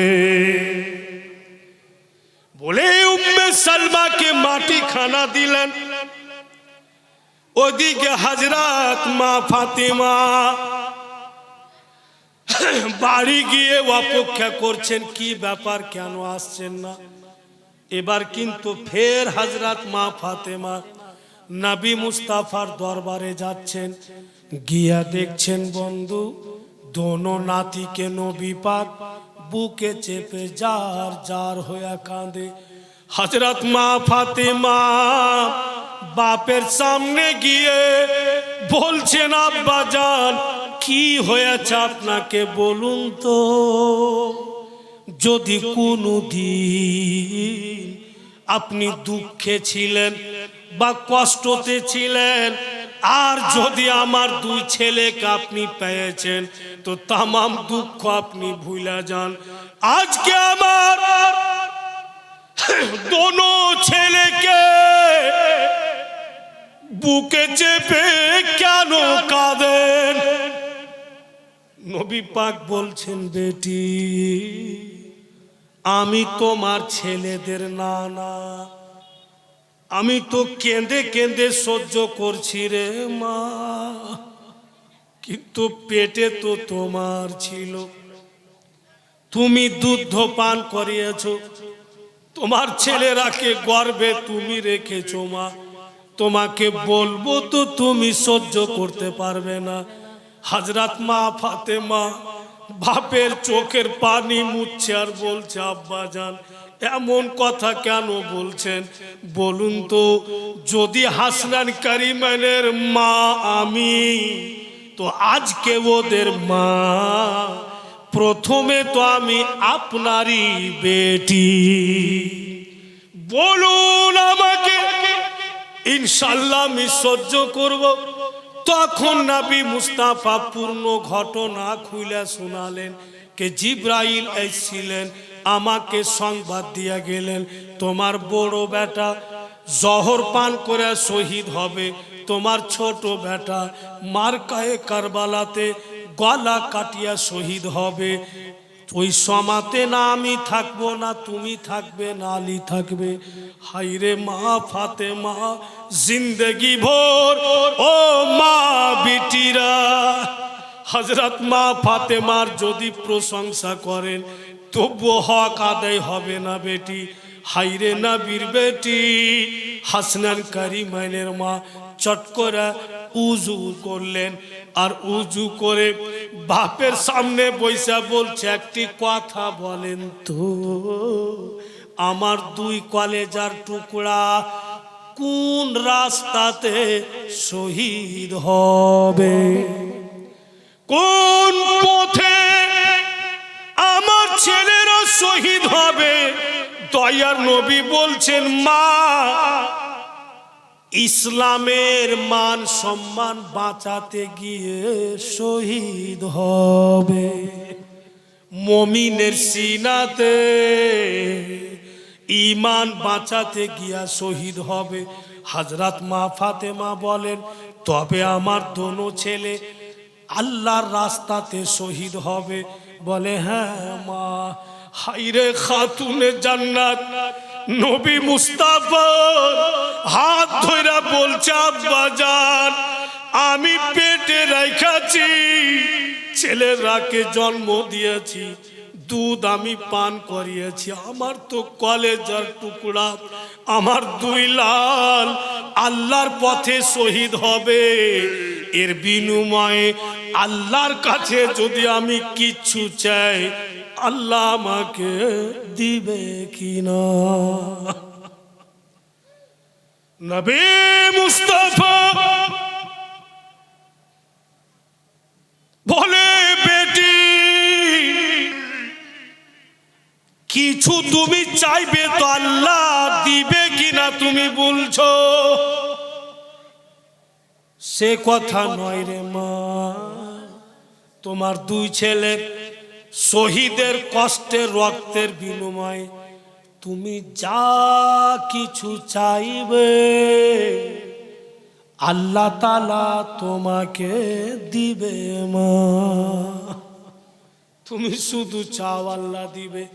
হাইরে খাতুনে জান্নাত জায়নামাজ বিছিয়ে দিলেন। নবী মুস্তাফা নিজের বেটির দিকে তাকিয়ে দেখছেন, হযরত মা ফাতেমা জায়নামাজ বিছিয়ে নিজের দোনো কলেজার টুকরাকে দুই পাশে বসিয়ে দিলেন। বসিয়ে দিয়ে উনি দুই রাকাত নামাজ পড়লেন। আর দোনো বেটাকে বলছে, বাপুরে এবার আমি দুয়া করছি, আল্লাহকে যা কিছু বলবো তোমরা দোনো ভাই আমিন আমিন বলে সাপোর্ট করবে। দোনো ছেলেকে পাশে বসিয়ে দিলেন। কিন্তু বেরাদার দুই রাকাত নামাজ পড়ার পরে দুই ছেলেকে পাশে বসিয়া দোয়া করবেন। বাপ কিন্তু বেটির দিকে দেখছেন যে আমার লাডলি বেটি এমন কেন করছে, কি বলবে আল্লাহ তাআলাকে। হায়রে ফাতেমা দোনো হাত উঠিয়ে বলছে, আল্লাহ আমার হাসান জহর পান করবে, গলা জ্বলবে, বুক জ্বলবে, পেট জ্বলবে। ছেলে আমার কত মা বুলা কাঁদবে, কত আব্বা বুলা কাঁদবে, আমরা কেউ থাকবো না। আমার হুসেন মার্কায়ে কারবালাতে গলা কাটিয়া শহীদ হবে, ছেলের কত রক্ত যাবে। আমি তো মা, আল্লাহ আমার দুই ফুল তোমার পথে কুরবান হবে, শহীদ হবে। তোমার নবী বলেছেন এর বিনিময়ে তোমার কাছে যা চাইবো তুমি দিবে। আল্লাহ আমার দুই ছেলের শহীদের বিনিময়ে, এদের কষ্টের বিনিময়ে আমার আব্বা উম্মতের দুঃখে দুঃখী, আমার আব্বা উম্মতের সুখের সুখী, আমার আব্বা জানের যত উম্মত উম্মতি সকলের জীবনের গুনাহ খাতা মাফ করে দিও। এমন পরিবেশ গুনাহ করছি আমরা, আর মাফ করাইছেন নবী আর আলে নবী। উনারা আমাদের জন্য রাত দিন কাঁদে যেন আল্লাহ আমাদের জান্নাতি করে দেয়। ভাইয়েরা, বাপও কখনো কখনো, মাও কখনো কখনো নিজের স্ত্রীও, যদি বাপু নিজের স্ত্রীর জন্য আমি কত কষ্ট করছি, রাত জাগছি ওর জন্য, এটা নিচ্ছি ওটা নিচ্ছি, আর একটু যদি কিচ্ছু হয়ে যায় ছট করে স্ত্রীও বলে দিচ্ছে তোর ভালোই হবে না, ছট করে বলে দিচ্ছে। কিন্তু নবী মুস্তাফা নিজের উম্মতের যত ভুল ভ্রান্তি বারহা আল্লাহর দরবারে দুআ করতে আছেন। আমার উম্মত বড় কমজোর, আল্লাহ তুমি ক্ষমা করে দাও। আমার উম্মত যা ভুল করছে আল্লাহ তুমি মাফ করে দাও। তুমি তো রহমান, তুমি তো দয়ালু। বলুন, তাই তো বেরাদার আমরা স্পষ্ট বলি, এই परवरदिगार किसी को दौलत चाहे तू दे दे, अगर कोई तुझे दुनिया का हुकूमत मांगे तो तू दे दे। हम सब गुलामे नबी है, हमको मुस्तफा दे दे। रसूलुल्लाह যদি আমরা পেয়ে যাই, आला हजरत छंदेर माध्यमे बोलेছে कि तुझसे और जन्नत से क्या मतलब, तुझसे और जन्नत से क्या मतलब, वहां भी दूर हो, हम रसूल अल्लाह के, जन्नत रसूल अल्लाह की। আমরা যদি নবী পাকের হতে পারি তো জান্নাত তো আমার নবী। বলি বেরাদার, আহলে বায়াতের কথাবার্তা যখনই আপনি দিল লাগিয়া শুনবেন আর উনাদের মর্মান্তিক কথা টেনে শোনানো যাবে, তো বাপু কোন সমাতে লোকের দিল বলবে না যে আমি শুনবো না। যারা সত্যি দিলওয়ালা সুন্নি সেল আকীদা তারা। কিন্তু বেরাদার, আমি কাটিহার লাভা বলে একটা জায়গা আছে, ওখান থেকে জীবনী বলে আপনার এখানে আসলাম। তো ওইখানে বাপু প্রথম রাত জীবনী হইল, আর সকাল হইতে হইতে আমার রিপোর্ট খারাপ হয়ে বলছে জমছে না। কেমন কি বাপু জমে না? মসজিদে নামাজি গুনকে বলছি যে হ্যাঁ গো, এই যে কথা গ্রামে হচ্ছে, কেমন কি করা যাবে, আর থেকে আর ভালো করে বলা যায়? বলছে না মৌলভী সাহেব, ওগুলা শুনবে না, চুটকি কহেন, হাসি রহস্যর কোনো কথা বলেন, আর লম্বা লম্বা ভ্যাঠেলি সুরে গজল টজল বলেন, তবেই জমবে আপনার। আবার দ্বিতীয় রাইতে চেষ্টা করলাম, ফের স্টেজ জমলো না, ফেলিওর হয়ে গেলাম। মিজাজটা ভাই খারাপ হয়ে গেল। তৃতীয় রাইতে গাজালের বোরা খুলল। যারা হিলে বুঝবে না তো কিলে বুঝবে। আর যত চুটকুলা আছে সব বুলা গাজাল টাজাল বুলে সকালে রোডে যে কেউ দেখছে, মৌলভী সাহেব এই দিল খুশি হয়ে গেছে, তো গাইল দিব কে দিব না ওনাকে বলেন।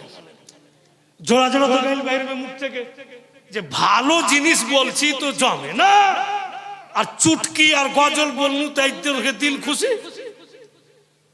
তো বেরাদার, এর মধ্যে ওদের ভুল নাই, আমাদের মতো কিছু কিছু বক্তার ভুল। এরা মানুষের মস্তিষ্ককে খারাপ করে দিয়েছে। জীবনী বলছে কম, এটা ওটা বলে লম্বা গজল বলে লোককে ঝুমিয়ে দিলে মানুষের জীবনীর যেটা স্বাদ, ওই স্বাদটা কি উঠিয়ে দিয়েছে, বরবাদ করে দিয়েছে। বিরাদারান ইসলাম কিছু কিছু এমনই ঘটনা বলে দিচ্ছে যাকে ৭২,০০০ বার তোবা করিয়াও পাক হবে। আর ফের ওর উপরে ফের ছেলে পিলে নারে তাকবীর, নারে ও গেল। তো এরকম হাল। ভাইরা বাপেরা মা বোনেরা, যে কোনো জিনিস ইনাদের প্রত্যেকটা ওয়ার্ড শোনার মতো। এবার আগে আপনাদের শোনাচ্ছি, সবাই মুহাব্বতে দরুদ পাক শোনান। আল্লাহুম্মা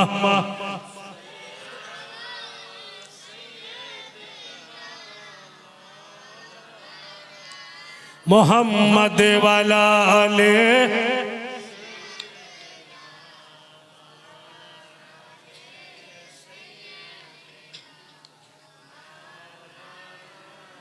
ভাইরা বাপিরা মা বোনেরা, এবার একটু এমনই ঘটনা আপনাদের সামনে নিয়ে আসছি।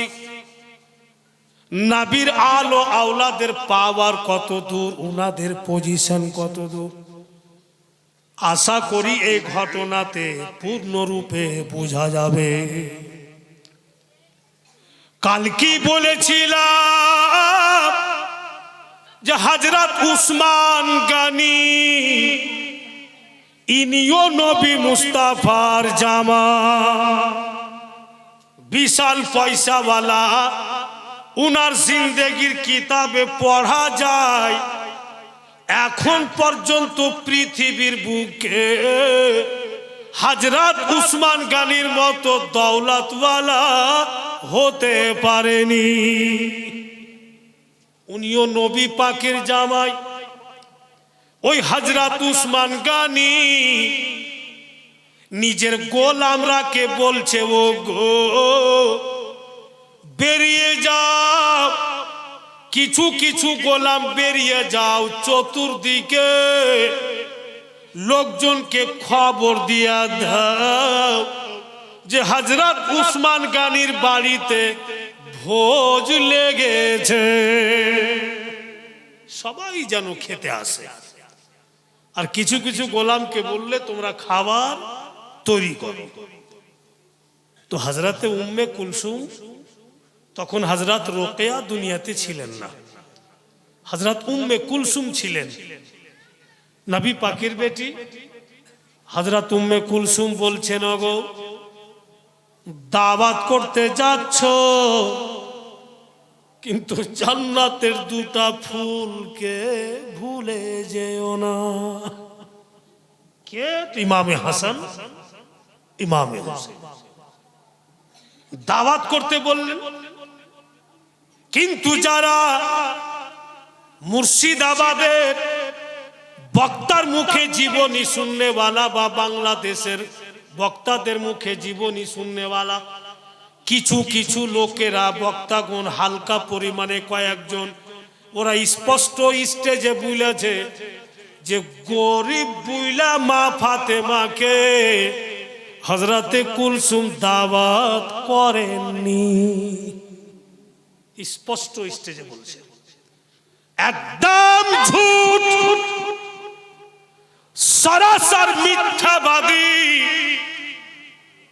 এই ছোট মোটো কিতাবে এই ঘটনা যে লিখেছে তার লেখা ও ভুল। এত রহস্য কি আছে? হযরত উম্মে কুলসুম তো বলেই দিলেন যে দুই জান্নাতের ফুলকে ভুলিও না।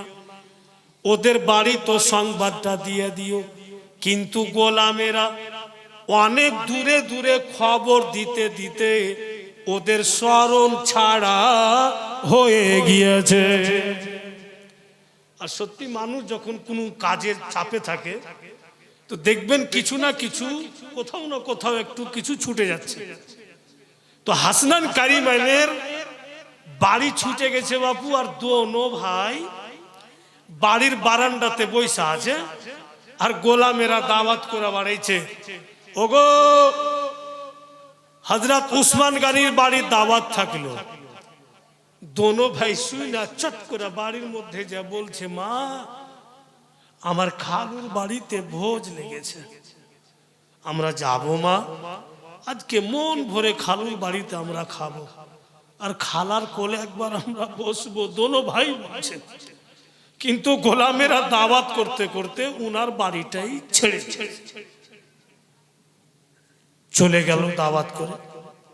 স্মরণ ছাড়া হয়ে গেছে, দাওয়াত করেনি। আর ওদিকে হযরত উসমান গনি দুই একজন বন্ধুকে নিয়ে নিজেই নবী পাককে আনতে গিয়েছে। এবার রাসূলুল্লাহকে নিয়ে হযরত উসমান গনি বাড়ি আসছেন। যেমনই আমার আপনার নবী বাড়ি থেকে বের হলেন আর কদমখানা বাহিরে রাখলেন, হযরত উসমান গনি কলম কাপি উঠালেন, আর নবী পাক হেঁটে হেঁটে উনার বাড়ি যাচ্ছেন। তো জয় ডাক হেঁটে যাচ্ছেন গো। হযরত উসমান গনি নবী পাকের কদমগুলিকে গিনে গিনে কাপিতে নোট করছে। সাহাবায়ে কেরাম বলছেন, উসমান এমন কেন করছো তুমি? নবী মুস্তাফা তোমার বাড়ি হেঁটে হেঁটে যাচ্ছে, তো তুমি ওনার ডাকগুলোকে গিনতি করে কাগজে কেন লিখছো? তো হযরত উসমান গনি বলছেন, কতগুলো গরিব বাবা মায়ের ছেলেরা পয়সাওয়ালার বাড়িতে গিরবি রাখা আছে, না টাকা দিতে পারছে, না গরিব ছেলেরাকে আজাদ করতে পারছে। তাই আমি গিনতি করছি নবী পাকের কদম, এক এক ডাকের বিনিময়ে একটি করে ছেলেকে আমি টাকা দিয়ে দিয়ে পয়সাওয়ালার বাড়ি থেকে আজাদ করব। মানে সিস্টেম কেমন ছিল? নিজের বেটাকে পয়সাওয়ালার বাড়ি চাকর রেখে দিলে আর 50,000 নিয়ে নিল। এবার মাসে মাসে কিন্তু ফের বেতন নিচ্ছে ছেলে। যেদিন ছেলেকে চাকর থেকে আজাদ করাবে ওই 50,000 টাকা বাপু ঘুরিয়ে দিতে হবে। বুঝা আসলো কথা? কিন্তু না ঘুরিয়ে দিতে পারছে, না ছেলেরাকে আজাদ করতে পারছে। তাই হযরত উসমান গনি উনি বলেছিলেন যে জয় ডাক নবী পাক হেঁটে যাবেন, এক এক ডাকের বিনিময়ে একটি করে গোলামকে আমি কিনে কিনে আজাদ করে দেব। নবী আমার মুস্কি মেরা হাসলেন আর ডাক বাপু লম্বা লম্বা করে দিলেন, যেন আমার উসমানের গিনতিতে কম হয় আর আমার উসমানের খরচ কম হয়। এখান থেকে মডেল হেঁটে যাবেন, ছোট ছোট ডাক করেন তো গিনতিতে বেশি হবে, একটু লম্বা লম্বা করবেন তো গিনতিতে কম হবে। তো যখন হযরত উসমান গনি ডাক গন্তি করছেন, এক এক ডাকের বিনিময়ে একটি করে গোলাম আজাদ করবে, তো নবী আমার নিজের কদমকে লম্বা করে দিলেন যেন গিনতিতে কম হয়, উসমানের খরচ কম হয়। নবী পাককে সঙ্গে করে যখন বাড়ি গেলেন, তো বাড়িতে বন্ধু একেবারে প্রত্যেকের চেহারা ভারী। হযরত উসমান গনি রাদিয়াল্লাহু তাআলা আনহু বলছেন, তোমাদের চেহারা ভারী কেন? বলে, মালিক সাহেব আজকে তো লোক চলে এসছে, বোধহয় অপমান হয়ে যাব। বলে, কেন? বলে, যতটা খানা বানিয়েছিলাম আর ঢেপে রেখেছিলাম, চাদর সরিয়া দেখছি একটাও খানার রং খানার মতো নয়, একেবারে কয়লার মতো হয়েছে। কি করে লোককে খাওয়াই? সাইয়্যিদনা হযরত উসমান গনি মাথাতে হাত তুলে দিলেন, এই রকম ঘটনা কেন?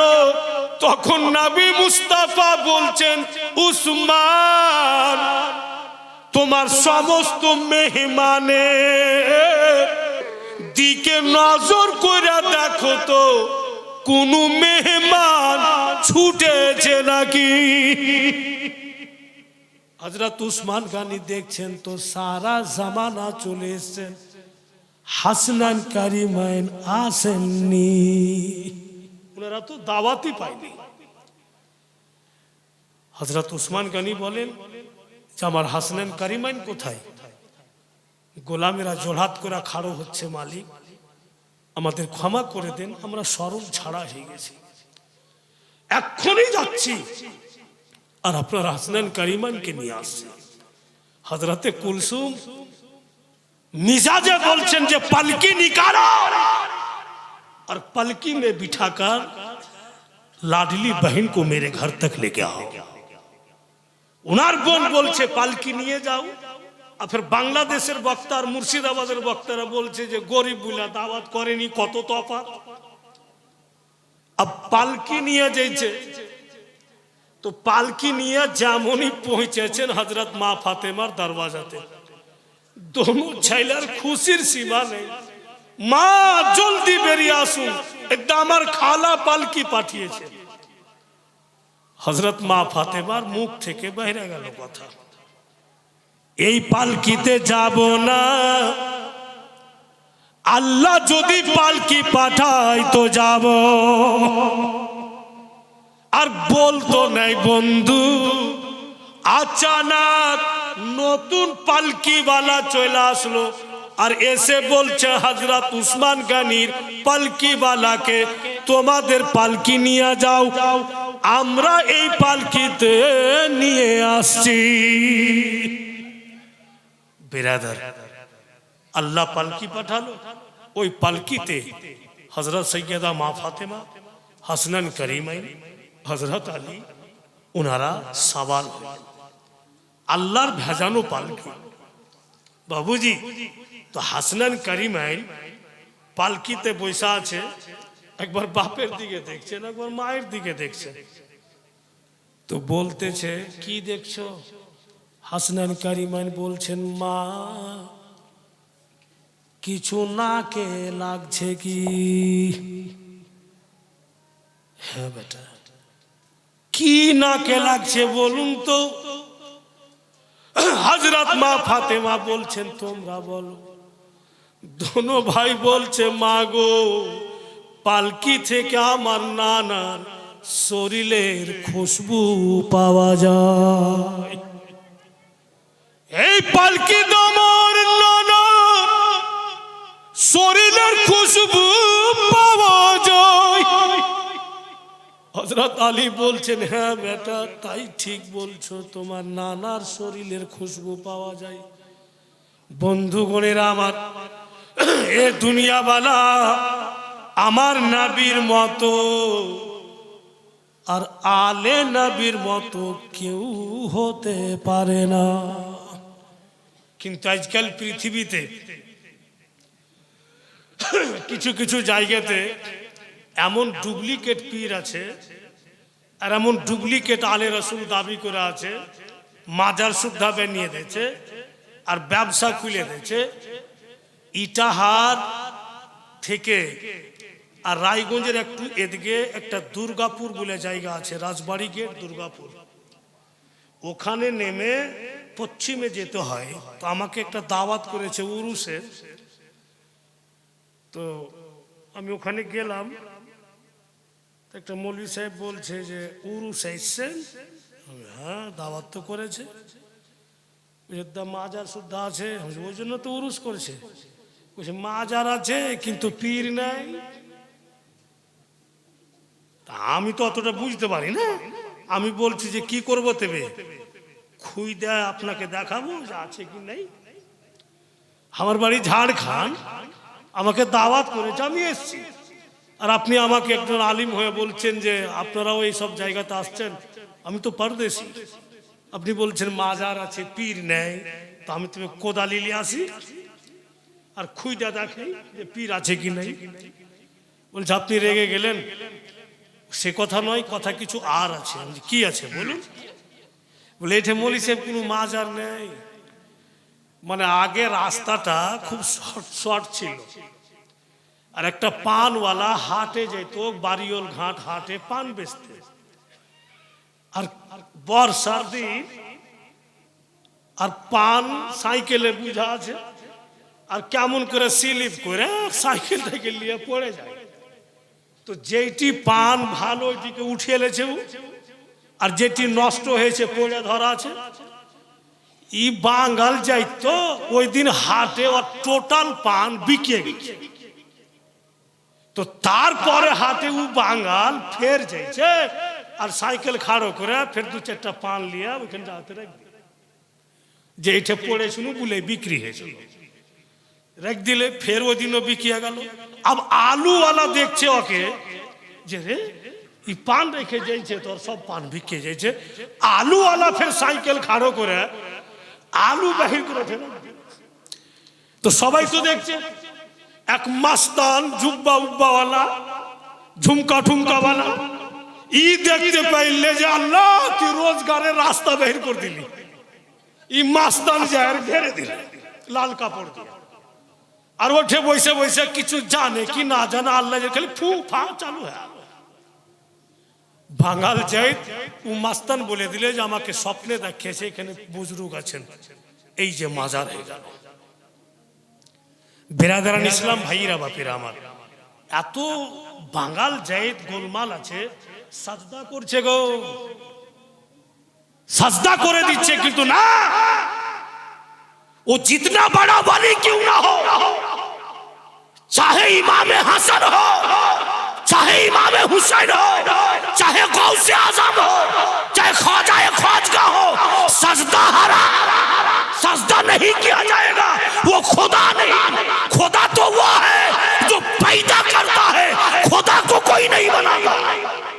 अल्लाह तो वही व्यक्ति जो अल्लाह सारा जगत के बनाते, अल्लाह के क्यों बनाते। বেরাদারান ইসলাম, তাজিম অর্থে চুম্বো, তাজিম অর্থে মাথা ঝুঁকাবো, আর এই কারণে সুন্নিয়ত বরবাদ হয়ে গেল। এখন ছানবিন করে দেখা যাচ্ছে তো সুন্নিয়ত কমছে, ওয়াহাবিয়াত বাড়ছে, রাফিজিয়াত বাড়ছে। বড় বড় খতিব বাঙ্গালে আসলো আর চলে গেল, একটা প্রমাণ তো করিয়ে দাও যে একটা ওয়াহাবিকে সুন্নি বানিয়ে দিবে। ক্ষমতা নেই, পারবেই না প্রমাণ করতে। বেরাদার ও আপনার ঝোলা বেড়ে চলে আন, উল্টা আমারই বাচ্চা সব ওয়াহাবি হয়ে গেল।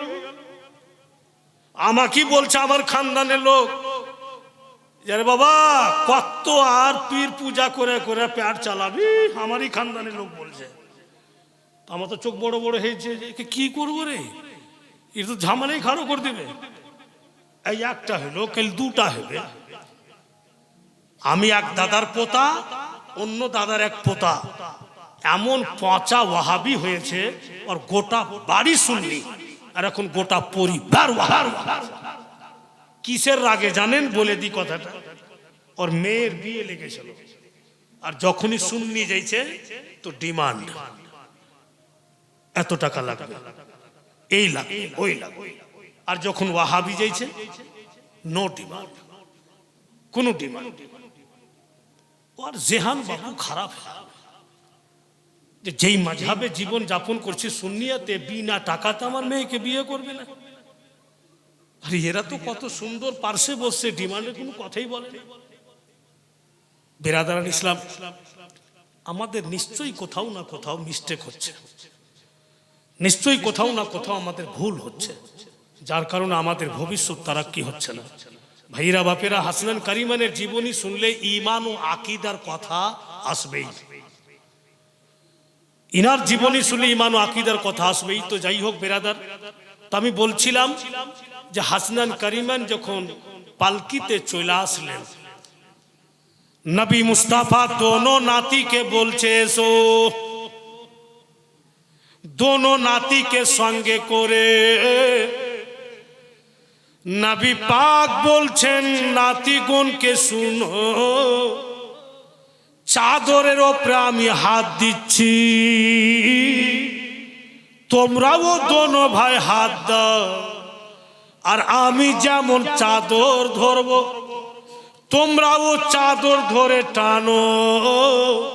ঠিক নবী আমার চাদরে হাত দিলেন, দোনো নাতিও হাত দিলেন, যেমনই রাসূলুল্লাহ চাদরে হাত দিয়ে টানলেন, দেখছেন বন্ধু যেমন কারখানা তেমন হয়ে যায়। এখানে বন্ধু গুণের আমার দিল খুলা বলতে ইচ্ছা করছে, আজকে হাসনান কারিমাইন নবীর নাতি, জান্নাতি জওয়ান গুণের সরদার, যতক্ষণ খানাতে চাদরে হাত দেয়নি, নবী পাকের সঙ্গে খানার চাঁদ মানে রং কালো ছিল, আর যখনই হাত দিলেন তো খানার রং ঘুরে আসলো। সেই রূপ হাসনান কারিমানের ইশক মুহাব্বত যদি দিল থেকে বের করে দিই, দিলের মধ্যে উনাদের মুহাব্বত না রাখি, ঈমান বন্ধু অন্ধকার হয়ে যাবে। ঠিক লোকজন খেলো, সবাই কিন্তু পেট ভরে খেলো, খেয়ে কিন্তু সবাই আপনা আপনা বাড়ি চলে যায়। আব দেখেন বাপু দিল ছুয়া কথা, হযরত আলী বাড়ি গিয়ে বিছানাতে এক দিবসে লম্বা হয়ে আছে। হযরত মা ফাতেমা দোনো বেটাকে হযরত আলীর কাছে বসিয়েছেন, কিন্তু হযরত আলী শেরে খোদার শ্বাস একদম খুবই খুবই লম্বা। দৌড় দিয়ে গেলেন হযরত মা ফাতেমা, গিয়ে নিজের স্বামীর পাশে বসলেন, বৈশা বলতেছেন, বাবু কি বলে হাসনান কারিমানকে, বাবু তোমরা যাও একটু অন্যদিকে খেলাধুলা করো। দোনো ছেলে চলে গেল। এবার বলছেন মা ফাতেমা হযরত আলীর মাথা টিপছেন আর বলছেন, স্বামী গো আপনার শ্বাস এত লম্বা কেন? হযরত আলী বলছেন, ফাতেমা আল্লাহ যেমন রেখেছে আল্লাহর হাজার শুকরিয়া, তবুও যেন মন বলছে আমার বাড়িতে যদি টাকা পয়সা রইত আমিও নবী মুস্তাফাকে দাওয়াত করতাম। হযরত মা ফাতেমা বলছেন যে আপনার খুব আরমান? বলে হ্যাঁ। তো যান যান আমার আব্বাকে দাওয়াত করে আসেন। তো হযরত আলী বলছেন যে দাওয়াত করে আসবো তো কি খাওয়াবে? বলে আপনি যান তো, গিয়ে আমার আব্বাকে বলবেন যে আপনার বেটি আপনাকে দাওয়াত করলে। হযরত আলী শেরে খোদা খুশি খুশি যাইছেন নবী পাককে দাওয়াত করতে। গিয়া দেখছেন তো নবী আমার বসে আছেন মাসনাদে, হাজারো সাহাবায়ে কেরাম সামনে, আর সাহাবায়ে কেরামকে নবী মুস্তাফা কিছু বলছেন। হযরত আলী শেরে খোদা টেনশনে পড়লেন, এবার কি করি? এত সাহাবায়ে কেরামের মাঝখানে যদি আমি নবী পাককে দাওয়াত করি আর সাহাবায়ে কেরামকে না দাওয়াত করি তো খারাপ দেখাবে, আর যদি সবাইকে দাওয়াত করে দিচ্ছি আমার বাড়িতে অতটা খাবার না, কি করি?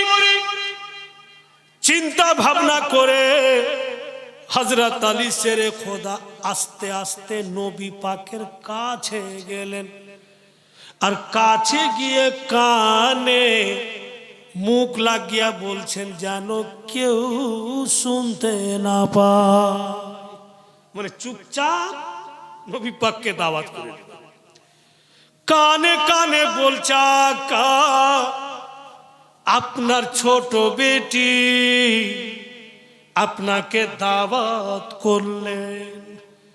যেমনই শুনেছেন নবী পাক মুস্কি মেরে হেসে আমার নবী জোর আওয়াজে বলছেন, ও সাহাবায়ে কেরাম তোমরা সবাই রেডি হয়ে যাও, আমার আলী দাওয়াত করলে চলো যা। মানে যেটা বলা ভয় ওটাই হয়ে গেল। উনি তো চুপচাপ নবী পাককে বললেন যেন কেউ শুনতে না পায়, আর নবী মুস্তাফা সবাইকে জানিয়ে দিলেন যে আমার আলী দাওয়াত করেছে চলো। হযরত উসমান গনি চট করে হযরত আলীর হাত ধরে নিয়েছে, একটু এদিকে আসেন। কেন? বলে আপনি আসেন না। নিয়ে গিয়ে বলছে যে চিন্তা করিয়েন না, যাক নবী পাক দাওয়াত করে দিয়েছে, একদম চিন্তা করিয়েন না, যত আনাজ লাগে জিतना भी लगे उस्मान जिंदा है সব পাঠিয়ে দেবো, আমি রান্না করার লোকও পাঠিয়ে দেবো। তো হযরত আলী শেরে খোদা তখন কিন্তু বাবু মুস্কি মেরা হাসছেন। তো হযরত উসমান গনি বলছেন যে আপনি হাসছেন? বলে হ্যাঁ, এই জন্য হাসছি আপনার কথা শুনে। আপনি দিবেন যেন লোক খায়, আমার বাড়িতে আমাকে চিন্তা করতে মানা করছেন। কেন আমি চিন্তা করব বা টেনশন নিব? নবীর বেটি নবীকে দাওয়াত করেছে, নবী পাক কি খাবেন সেটা উনার বেটি জানে। আর দয়ার নবী আপনারা কে দাওয়াত করেছেন, আপনারা কি খাবেন সেটা নবী পাক জানে। মাঝখানে আমি কেন টেনশন নিব? কেন আমি চিন্তা ভাবনা করব?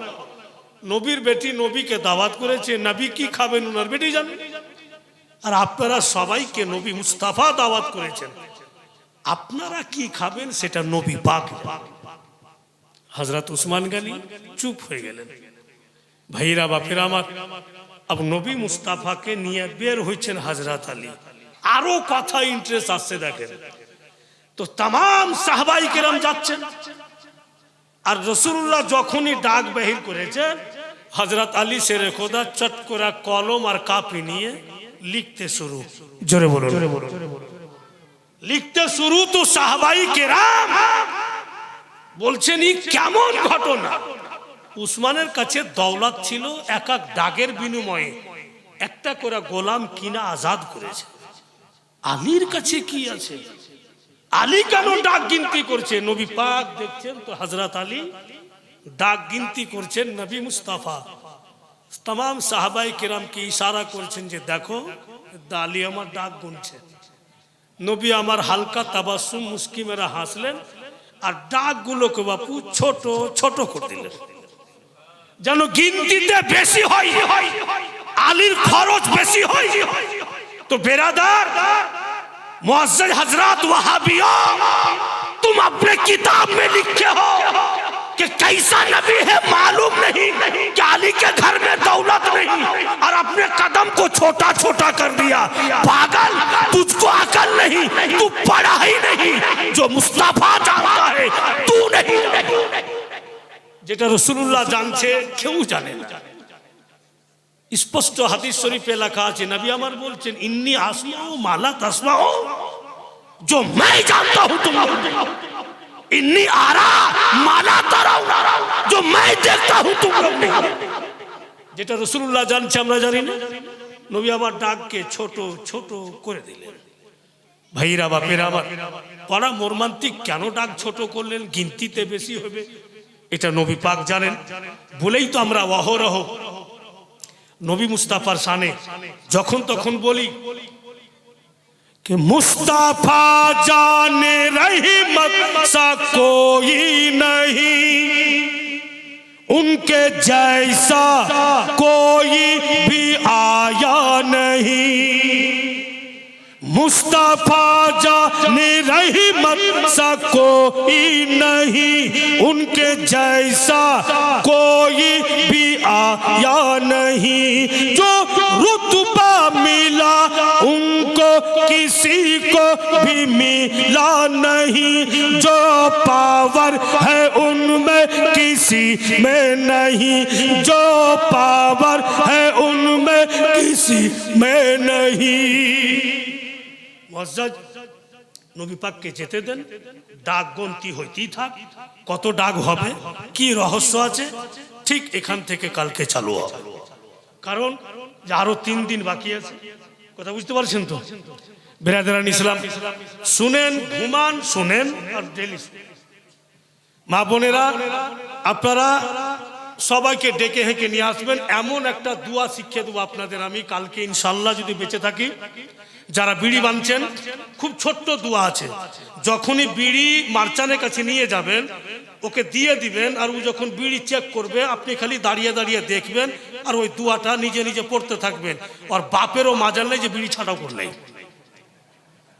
এমনই দোয়া আছে কালকে ইনশাআল্লাহ আমি বলে দেবো। চালু উঠ খড়ে হো মমিনো।